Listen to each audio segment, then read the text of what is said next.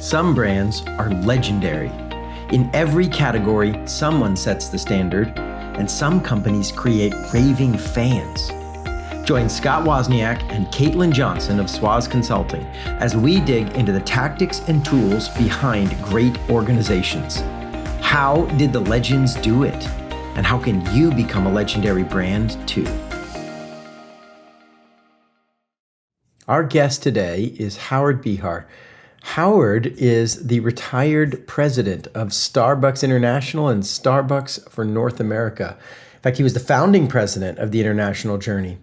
He was there for 21 years before retiring, and during his tenure, he participated in the growth from 28 stores to over 15,000 stores. I met Howard, 12 years ago now, when we first brought him in as a part of a Chick-fil-A project. Talking to us about how to care for our people, how to grow excellence while also growing care. He spoke for part of the time, but I was spending a big chunk of the day in the back of the room sitting with Howard, comparing notes, and I have been following him, talking to him, and getting advice from him ever since. And he continues to do this for lots and lots of people. He is quote unquote retired, but still doing a ton of things. He's currently a trustee for the Sherry and Les Biller Family Foundation. He's on the advisory board of Anthos Capital. He formerly served as a board member for Starbucks, Gap, University of Washington Foundation, ID Tech, and more.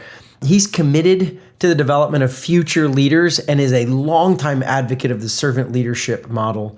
In fact, he's authored 2 books on leadership. One's called It's Not About the Coffee, and the other is The Magic Cup. Both are excellent, and I think you'll see why when you get a taste of this conversation. So let's dive in with a figure who's influenced my life and now has a chance to influence yours, Howard Behar.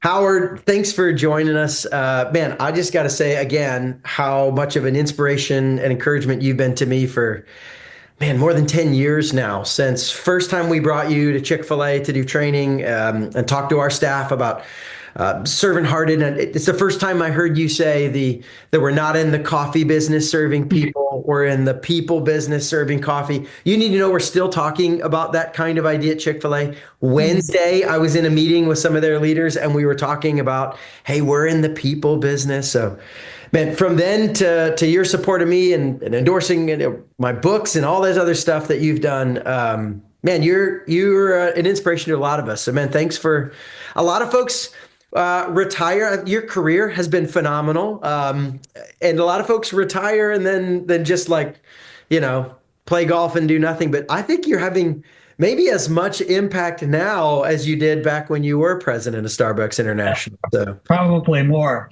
It's awesome. Because, when you're working at a place, sometimes, they ignore you, so, yeah, that's right. I won't let them ignore me. Nice. I love it. Yeah. Well, not to get into too much of the modern stuff, but we need your message more than ever, man. It's critical. I think in fact, this might be a good launching in point to some of the critical stuff that I know you've been talking about lately. I think a lot of businesses get big and there's this pressure to perform. They got public, they hit the numbers. And I think the myth or the assumption a lot of us make is, man, if I'm going to be excellent, then I can't do any of that soft, touchy-feely, warm and fuzzy leadership-y stuff. I got to drive my people to hit numbers. And your journey of taking Starbucks from so small to so big, you think you've lived the opposite, but I don't want to put words in your mouth. What have you learned about how leadership works at the highest levels of performance? Is it a hard-nosed thing? How do you balance that?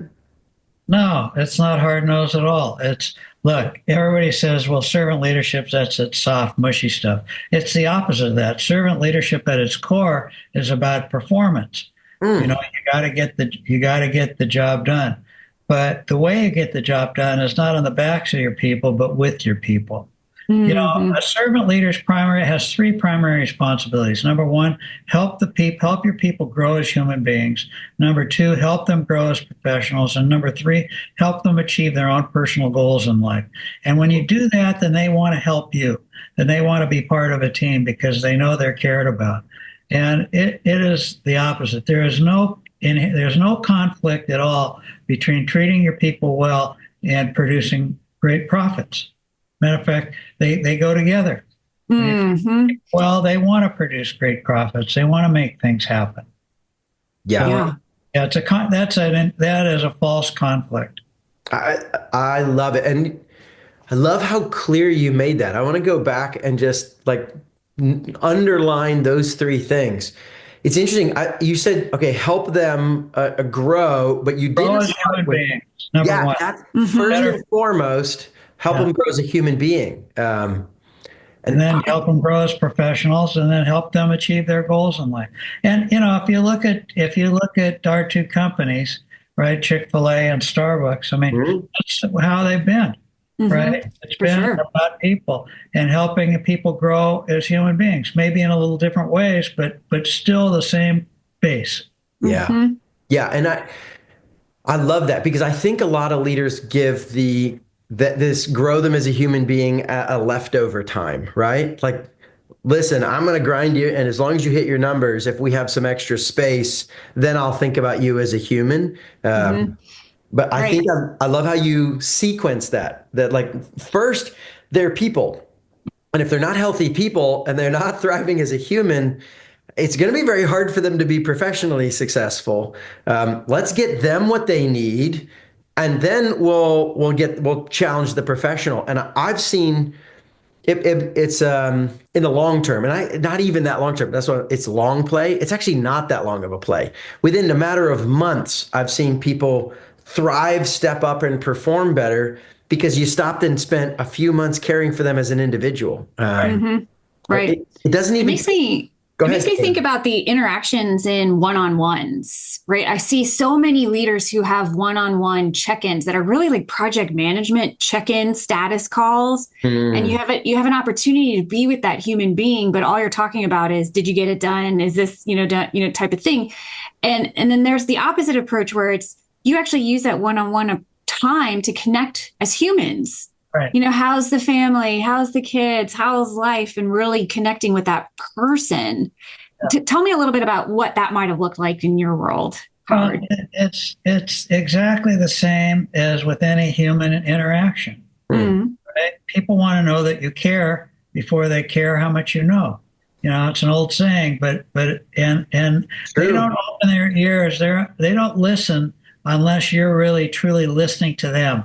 And I mean Mm. listening with your whole self, not with just your ears, but with your eyes and those little antennae that are hidden. And so when you get the opportunity to interact with somebody, you're doing it all. Hmm. You don't have to sit there and have a conversation about their family every time you meet, but Hmm. you can ask questions like, well, so how you doing? How you feeling? You know, Hmm. what's going on in your life? Anything you're struggling with that I should know about, or whatever it happens to be, and then we can get to the stuff of, so how's that project going? Mm. Where are you? On that journey, and will you get it done when you thought you were going to get it done, or whatever, Yeah. whatever Hmm. the conversation is about. But it goes together at the same time. It's exactly the same kinds of things that happen in families, Hmm. right? You know, it's Hmm. I love the way you frame it. human It's a, interaction that keeps the families going together. And then, how was school today? What was, or right. honey, how was your day? Yeah, Yeah. you're framing. It's a human interaction. Yeah, And Mm. when humans hang out with no formal structure, you're right. This is what we talk about. Sometimes I'm saying, "Hey, how you feeling? What's going on?" And sometimes we're like, "Hey, how'd the soccer game go or the school meeting?" And yeah. we talk about our tasks, we talk about our relationships. They're not you don't have to carve an artificial wall between the two, I think is what I'm hearing here. It's like it's just talk like you would talk to people. Just human connection, human interaction. Hmm. So So I have actually something vulnerable I want to ask because so what I'm hearing you say, Howard, it's like it's an order of operations in the sense of connecting with the person first before you get to the business. And even in the family, that's how we do it. But vulnerably, sometimes I don't put it in that order. It's all right. So, like, if you were to give me advice as a leader, like, what, and I'm sure you've probably done this with many people you've led, how do you help somebody create the mindset to care about the person first, like wholeheartedly listen about what's going on and then talk about business. What advice do you have on that? Yeah. What do you say to leaders like that? Well, how do you like to be treated? You know, and now some people like to get right. Let's get right down to the bottom line. Let's get, what are the numbers? What did you do? Da, da, da, da, da. I mean, there's those kind of people. And so sometimes you have to adjust as a leader, you adjust to that person in front of you. But I always bring it back to the human side, to the human element, you know. That's because at the end of the day, that's what glues you together. It isn't what the numbers were yesterday that glues you together. It's that you care about each other, or there's some caring going on. I mean, they're not necessarily your best friends, but you know, everybody that you interact with. But you know, they're human beings and they're worthy of respect and love and caring. And it's not so hard. We're not talking about rocket science here, are we? Really? No. No, No. it's the fundamentals. When you come home at night and your significant other or spouse is there, you know, you don't walk in and say, "Well, did you get the dishes done?" Wait, but sometimes I do. Well, shame on you. Listen, I fully admit it's a skill I need to work on. I mean, it's hard, you know, it's because what happens when you do that? Let me just say, are you married? Yes, I am. So your husband comes home and you're there, and the first thing he says out of his mouth is, "What's for dinner?" Yeah, it doesn't feel so great. How does that make you feel? Yeah, you're right. You're right. Right? No, this is good. It's not that you can't at some point ask what's for dinner. Yeah. It's the order of priority is like Right. Out first. of your mouth is caring, Yeah. right? And then we get to the other things, and it's not manipulative. It is the way we work. It's the way human beings work. Otherwise, what happens? Your husband comes home, he says, "What's for dinner?" You close down. Yes. Yes. Right? And I can see how that would happen too in team dynamics, is your team will start shutting down if that's all you bring to the table to talk about. Yeah, exactly. In fact, Yeah. ironically, go ahead. Yeah, no, it's team dynamics are exactly the same way. And when we learn to respect each other, number one as human beings, and number two as professionals, then all of a sudden our relationships change. Right? And we want to do things for other people. We want to do things with people, with other people. We care about them. We're here to help them. But when it's all about what did you do for me, right? Then it shuts down. Yeah. And I love this, the tactical level here. This is what we get so excited about, is how do you do this? So I want to go back and unpack a little bit. So you talked about help them grow, and we got into one-on-ones. How much of this is like a help them grow through formal training programs, and how much of this is just individuals asking questions, formal versus informal? Is it both? Does it matter? Is there a balance we recommend? I don't like the word training. I think you train pets. You educate and develop human beings. Oh, I like that. So the goal is to educate and develop the human being in interpersonal skills, in life skills, in professional skills. And sometimes we bring in resources, right, to help with that. Sometimes we have internally developed resources to help with that, you know, and we help them grow. And number one is I want to know how they are doing as a human being. Yes. You know? Right. And I want to be able to help them on that journey, you know. And when we talk about growing as a human being, what we're talking about is how we do the things that we're just talking about. How do we relate to other people? How do we honor them? How do we respect them? You know, and how do we love them? You know, we don't use love enough in business, but you know, I always loved everybody at Starbucks. They're not my family, they're not my kids, but Sure. I love them because they're human beings and they're worthy of love. Yeah. And Sure. so, that's what we're Mhm. talking about here. And it's amazing what happens when you do that. Hmm. Mm. Now, when you show respect, when you care about them, right? It comes back in spades. Yes. This Yeah. is true. I've seen Mhm. it time and time again.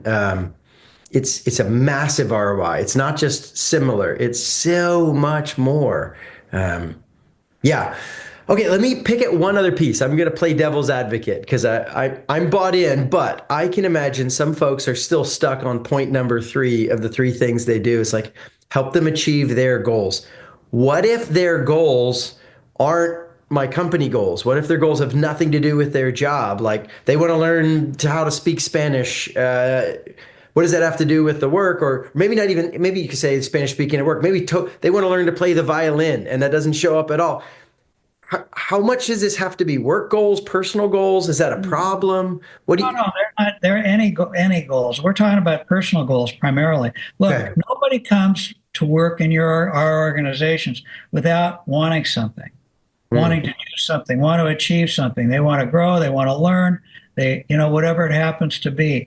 And so we need to know what drives them. mm, What's on your mind? What's going on with? What are you trying to accomplish in your life?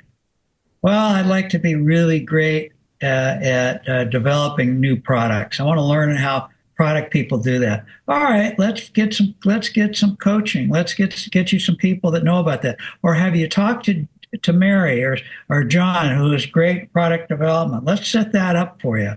Mhm. And so when you're doing that, right, they absolutely know that you care about them. They walk out of your office feeling really good about themselves. mm. Now, you're not always delivering good news, right? Sometimes it's how you doing? Hey, we have some conversation, and then John, I want to talk to you about at that last meeting that you held with your people.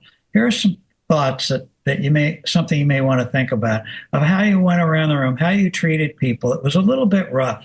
And Mm. here's what I mean about that. Here's some things you might do to change yourself. So coaching is going on all the time, but you're more likely to get a receptive ear when people know that you care about them than when they think you don't, when they think all it is about you, the boss, getting what you want. Yeah. Yes, I would agree with that. I think I've heard of a statistic that said it takes, what was it? No, high performing teams give each other 5 times more positive reinforcing feedback Yeah. than constructive or negative feedback. Yeah. Yeah. So just Or that old speaking. saying, what was it, Mhm. Spencer Johnson, catch people doing the right things right? Yes. Yeah. Right? Yeah. Yeah. If Right. all you do That's is point out, people yeah. want to repeat. They want to feel that all the time. They want to know they're doing something right. So when they hear that, what do? They say, I want more of that. Hmm. Right? Yeah. Hmm. I know they're not animals, and so training is. I don't want to. This an analogy or metaphor. I don't want to push it too far, but I remember being fascinated. I read an article about someone who is an exotic animals trainer, and her specialty, of course, was training animals that you couldn't do the old school training methods of reward and punishment, Mm. like dolphins. Yeah. If the Right. dolphin doesn't want to do what you want to do, like you can't smack it on the nose. I don't know that you Oh, should ever smack an animal on the nose, right? But you don't even have the option with a dolphin. She's like, how do you get them to do all the fancy tricks and all the stuff they do? And so now the article was really funny because she wrote an article called "How to Train Your Husband Like It's an Exotic Animal," and she used all these methodology over. It was very funny. But actually, it was also really helpful because one of the insights she said, this is what you brought to mind, Howard. She's like, listen, for these animals, we can't punish them. And what all we could do is reward them when they do the right thing. But how do they do it? Like, how do you get a dolphin to jump through the hoop, catch a flip, like it's a 7-step super trick. She's like, if they swim near the hoop, we give them a little something. Mm. If they touch the hoop, we give them, and they just get closer and closer. They jump through the hoop, we give them an inch by inch. We're just rewarding as they get closer and closer to what we want. And so her thing was for her husband. She used to say, I used to nag him all the time. He wouldn't do that. He wouldn't put his dishes in the sink, right? Actually, no, he would put him in the sink and wouldn't put him in the dishwasher. I hope my wife is not listening to this portion. I'm still learning that particular skill. Sometimes I forget. But she said she used to nag him, and now she's like, "Oh, you put him in the sink. Hey, you got close to, you were near the dish. You rinsed him off a little bit." And so she just started praising him. Really appreciate that. And what do you know? She said within 2 months, he was putting him in the dishwasher every time. And she'd nagged him for like 10 years of their marriage, and it never worked. So what is that doing? It's educating him. Yes. Right? Yes. That's what we're doing. And that's how it works. And sometimes autocratic leaders have a different view of the world. They think that it's about the whip, do what I tell you to do. Da, da, da, da, da. And, you can get people to obey. You can't get people to believe. Yes, I would definitely agree with that. I see so much. That's so good. Yeah. Sorry. I do see this bridge from moving away from command and control type of leadership into more of a collaborative style of leadership. So I am seeing some of that happen. And when I think about our upcoming generations who are so deeply motivated by deep purpose and instant gratification in the sense of feedback. Like I think about how they play like video games and it's instant feedback if they do something good, and needing to kind of almost think about how to lead differently today to be able to provide that feedback more often in a positive way to, I like your words, to educate, keep doing those behaviors. That's what we're looking for. And when we reinforce positive behavior, they want to repeat. We're all the same, right? When you come home and instead of saying what's for dinner, you go up and you can tell right away whether your spouse has had a good day or not with those little antennae, right? They don't have to say a word, but you can say, honey, how was your day? You seem a little tense. You okay? That says I noticed. I cared. And it's the same. It's the same at work. You can tell when somebody's struggling, when something's happened in their life, and that's what we use those little antennae for, in our ears and our eyes, to pay attention. And so that's the same thing in the work environment. And look, that does not mean you don't have hard conversations, right? It's being an authentic leader means that sometimes you have the hard conversation, but they're done with love in your heart, without judgment. Yeah. I remember one of my the executive I reported to at Chick-fil-A. I don't know, I'd been there about a year, and I gave a presentation on some strategy we were working on. And honestly, everyone else kind of patted me on the back and said, good stuff, good stuff. But this guy had been working with me close enough, and he pulled me aside and said, man, I think you and I both know that was not your best. Like, what happened? Why aren't we getting the best of you? What, are you not feeling well? Did you not research this one? It was not a fun conversation, but it was phenomenal how much he challenged me without in any way shaming me. You don't have to. Yeah, exactly. That's it.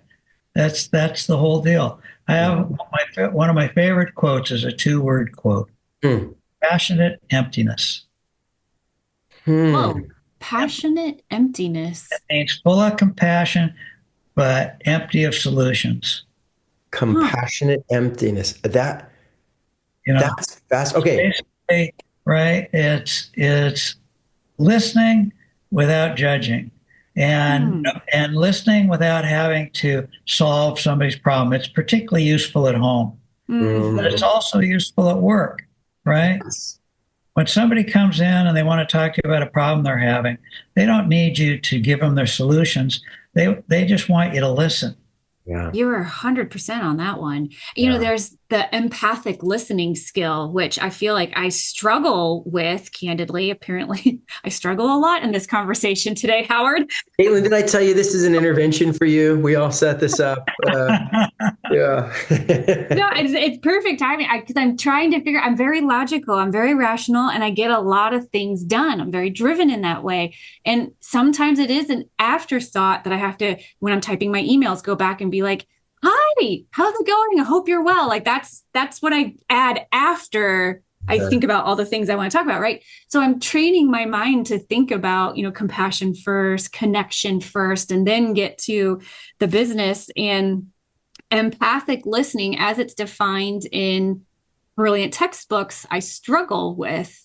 But this compassionate emptiness, I actually really like because I think it's a little bit more action oriented. Maybe that's what I'm looking for, the action of what to take here. It's be compassionate, and that's it.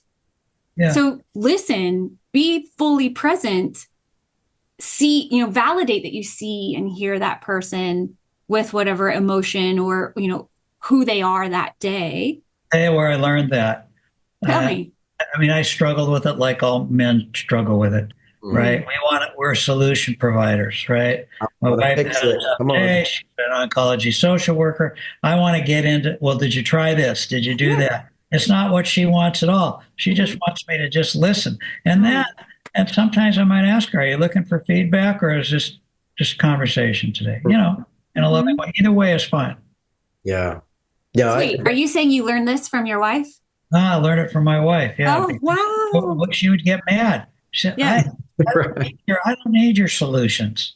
Yeah. Mm-hmm. And I figured it out. That's what my kids wanted too. Yeah. That's my challenge on this has been I care, so I want to roll up my sleeves, pick up the problem, and start working on it. And so I'm glad to dive in. I'm always tuned in, like, oh, how you feel? Let's fix it. Let's fix it, right? And so exactly the emptiness half is the part I think I'm working on, is learning to not try to grab their problem and make it my problem, and just listen. Yeah, exactly. The guy that's the CEO of Microsoft, right? He had worked for Microsoft for a lot of years, and Microsoft was a difficult organization. Ballmer and Gates were harsh, right? And he comes in, and Microsoft had gone stagnant for a lot of years. Stock hadn't moved, nothing. They weren't, nobody wanted to work there anymore. So I forget what his name is now, but anyway, he says, "Look, the single most important skill any leader needs to have is empathy." And so they changed the dynamics at Microsoft, and all of a sudden the results started flying, and people want to work there again, right? So it's a simple thing, but it's the single most important skill of any leader is empathy. Wow, listening and understanding and caring. Yeah, and I would say the bigger the organization, the more, because once you get past the early mom and pop stage, when maybe you're tactically doing a lot of the work, you can touch everybody. Yeah, that's right. When you get to the next level, like your ability to tune in, listen, connect, the tasks aren't really what you do as you rise in leadership in large organizations. It's influencing people who influence people who do tasks. I mean, the human connection becomes the job, and it is the job. That's what happened to me. We went from, I started at Starbucks, there were 28 stores. I knew every store manager. I knew their wives' names. I knew their kids' names.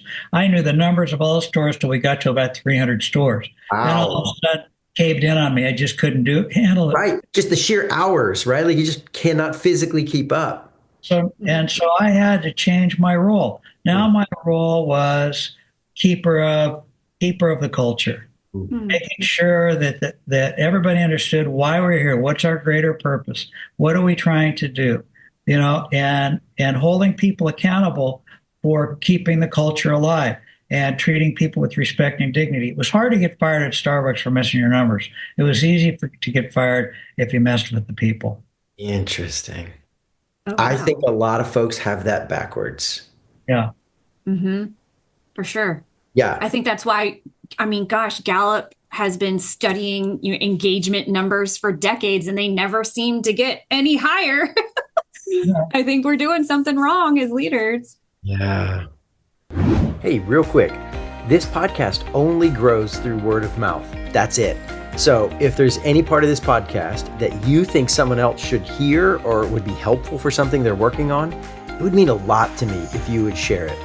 The whole reason I do this is to share the helpful stuff I'm learning with more people than I can reach in person.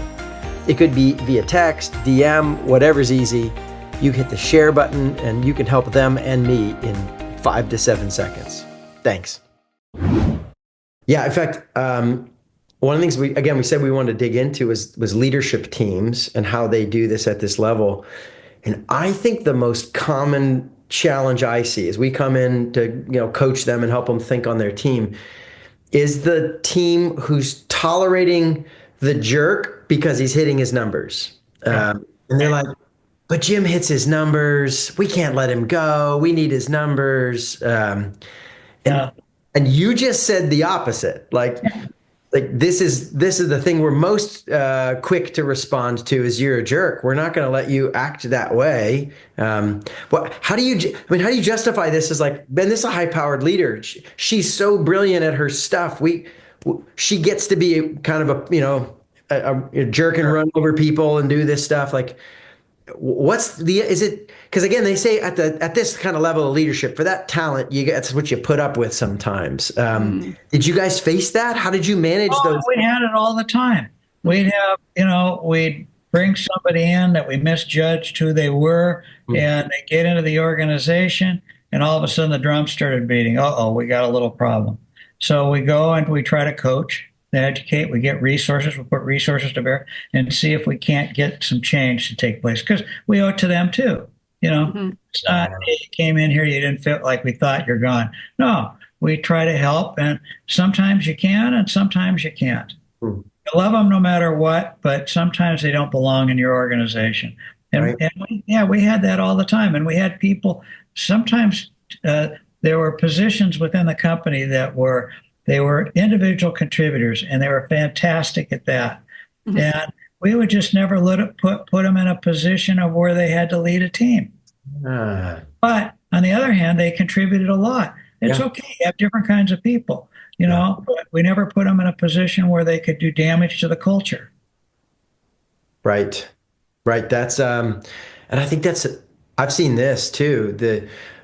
The only path for kind of rewards promotions is you have to take on the people leadership role. And so you get these smart individuals who now feel like they have to go play this other role, and they don't just get to be, it's like, you're either a level 1 tech or you have to go into management. That's kind of the only two options here. That shouldn't be the way it is. I mean, I remember one time we hired somebody from Disney who was creative. I mean, absolutely, probably one of the most creative people we ever had. He wanted to be a vice president. He wanted to be, so we made him a vice president, but of one. The only person he supervised was himself. Oh, nice. So he could have the cool feeling of, I've got VP in my title. Right. He had that, and we gave him the feeling because that's what he needed. Yeah. He could walk around, but we would not let him run a team. We used to say he was a great problem solver, and so we put him in his room. That I'm being facetious here. That had a door on it, and every morning we'd throw in 10 pounds of fantastic filet, right? and behind that we'd give him 10 problems, right? And so we're feeding him, and he'd come back with I'd say, well, here's what I think, yada, yada, yada, yada. And many times he was right. But put him with a team, and he destroyed the team. Oh, wow. And he struggled to work with other people. So we had to manage it tightly, and we did, because you get some different people like that really have some particular skill sets that you need. You just have to watch out what you do with them. So question on that one. So he didn't quite fit the culture when it would come to be leading a team, but yet he did fit the culture in helping problem solve. So I'm kind of circling around this. Be careful with the culture, be core to the culture. And you still coached him, and there was still a synergy. Yeah. Well, yeah. I mean, I was always clear.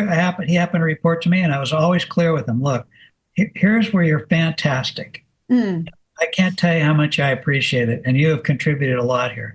Here's where, at least at this point in your life, where you're not, mm. and so that is always going to be an issue unless you figure out how to adjust that. That if you want to have a big team, then these are the skills you have to develop. Yeah. I see. But, Yeah. so being honest. Mm-hmm. But I cared about him. He knew I Mm-hmm. cared about him. Yeah. Mm-hmm. You know, I had a guy that was the head when I came back out of retirement to help Starbucks out. Ended up being it was supposed to be for 6 months. Ended up being about 3 years. I Mhm. had a guy that reported to me that had been hired before. He was the head of strategy, and he was a high maintenance guy. I mean, high maintenance. He was in my office every day, right? Wow. And he kept wanting to get into. He wanted a line responsibility. Mm. And but he would blow people up faster than Carter has pills, right? And so I had to coach. Finally, I got it. I found a position that I thought that he could do, but he had to have some. He was some people were going to report to him. Okay. But I coached his. I went. I asked him for permission to talk to his team Mm. about him, and I said, "Okay, here's what you're going to get. You guys have to figure out together how you're going to work together." So when his name was Dan, I said, when Dan irritates you, you develop a code word that you can say to Dan. Dan blue, Mm. Dan red, or whatever it is, Yeah. Yeah. so that you could communicate with each other. So I alerted them to the problem, and then I asked them, "Do you think Dan makes a contribution?" Every one of them said, "Yes, he makes a fantastic contribution." So they had to learn to manage him. And Mm. Dan, when he heard blue, he said, "Oh, okay, I better back down," because he was a high intensity guy. That was his issue. He was Mm. so intense Mm. that, and so sometimes you make adjustments. Just like in a family. You have 3 kids. They're not all the same. Right. Mm. And if you have any kids at all, they can get blowout arguments, right? Right. And so you work with them to adjust what they are and how to listen to each other and how to develop the code, whatever your code, what the meaning of code words are. Yeah. You That's amazing. I love this because Mm-hmm. this goes back to the original core. We're helping each individual Mm-hmm. figure out how they can grow and fit. And while we do have standards, we're willing to work with somebody if they want to make a contribution to figure out their role. I want to call out something in that story. It just slipped it in there, but I thought it was so telling. You said you asked Dan's permission to speak to his team without him, even though you're his boss. I guess you didn't, technically, you could say, I don't need permission to talk to the people who report down beneath. Why did you stop and ask permission of the guy who's a trouble guy to talk to his team? Like that little touch, I think there's something there. It's about respect. Mm-hmm. He's a whole person. He's a human being. He's worthy of respect. And so that's just my respect. If I wanted to coach somebody, I had I won't tell you who it was, but a significant CEO. Okay. Okay? And I saw something at this particular company that I thought needed to be looked at. And so I sent him a note. I said, "You got any time? I have some thoughts that I'd like to talk to you about if you're open to it." So then we got on the phone and I said, "Can I have permission to coach?" Hmm. And he said yes. And so then I told him what I was thinking, and he accepted it. But I didn't just say, hey, buddy, you better be thinking about this because you're off track here. Yeah. I love this. He accepted the meeting. So there might have already been some implied permission in that process. Yeah, But there was implied permission. Yeah. you explicitly still said, hey, I'm going to name this. Can I call this out and get explicit permission to go to this kind of conversation? That's beautiful. It's so simple. Howard, this isn't technically complicated. It doesn't Oh, take a major chunk of time or money. These human dignity moments, but they make such a difference to the conversation if you just pause and give them that bit of respect before you dive into the challenge. It's so interesting. Mm-hmm. exactly. I'm collecting a list of characteristics on what I'm hearing you talk about with servant leadership. Can I list them off and then see what else you would add to them? I'm excited. Okay, so I'm hearing ultimately because I think servant leadership is a little bit squishy, right? Like, how do you Everybody build? says that. It's Yeah, squishy. Yeah. it's squishy. But here I'm trying to put some parameters, some like what exactly does it sound like, look like based on our conversation? And so I'm hearing it's respect, Mm. it's compassion, it's empathy, communication, and maybe even education.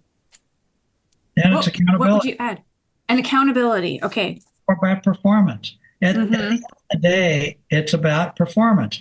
The way I would give this to you is, right, my job is to take out the garbage here. If I don't take out the garbage, I hear about it. I'm not performing, right? That's right. Well, and my wife will say, Howard, I know what I didn't do, Uh-huh. but so we got to get the job done. We got to do what we commit to do, Mm-hmm. right? And Mm-hmm. that's part of it. It's not look, human skills aren't soft skills; they're the hard skills. Ugh. There's That's an old Yeah. saying, you've heard this. Well, it isn't nuclear science. It's not rocket science. No, it's much more difficult than that. It's social science. that's Mm. yes. Thank you. It may be complicated math, but it's always the same math. Whereas people, as you keep talking about these antenna, you really do need to tune in. You can't just go generic on folks. Exactly. That's awesome. All right, one last question I have on the team stuff, and then we're just about out of time for our talk. But this has been awesome. When you're forming a team around this, and you want to create a team that's servant leadership, culture oriented, and I'm thinking leadership teams, right? This is not just the front line. We got groups of leaders doing this together. Um, how much of the team culture comes from the leader on top, and how much is it you sit back and let them challenge each other? When you got a group of leaders, how engaged are you in managing all their interactions and creating that kind of team challenge versus is it just I'm challenging them and they don't challenge each other at all? How does that work? Oh no, it's open, honest communication with each other. You Hmm. know, you don't embarrass. I mean, I had rules for myself. I would never embarrass somebody in front of their teammates, right? I would Oh. never, uh, I would never chastise them in front of their teammates.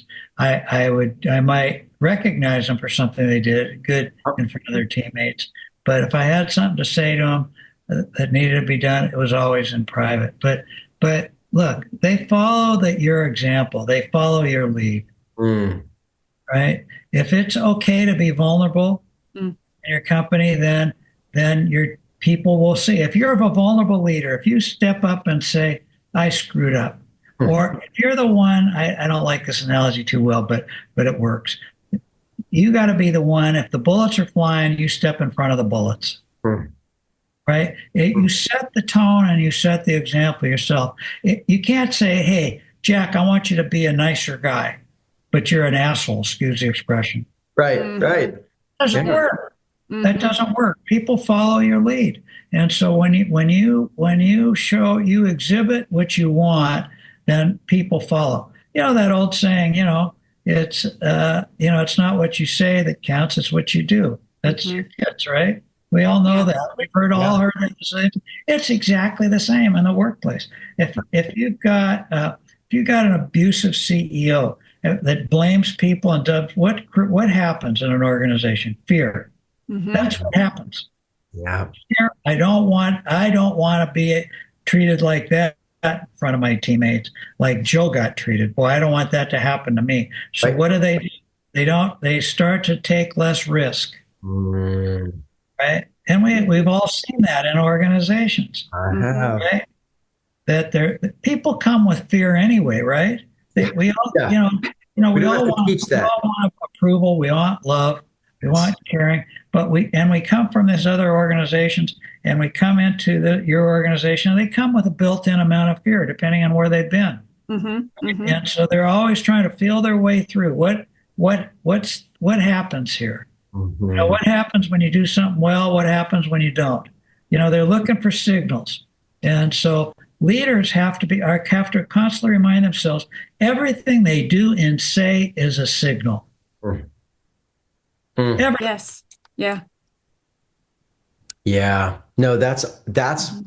maybe a beautiful moment to underline and wrap up on because I think sometimes I have, and I know a lot of the clients we've worked with, they're thinking about the explicit moment where like, oh, I'm going to go make a pronouncement or do this training event or whatever this thing, but everything you're saying, everything, the normal human interactions, the way I ask about problems, everything we do sends the signal, not just the official signals that we plan to send.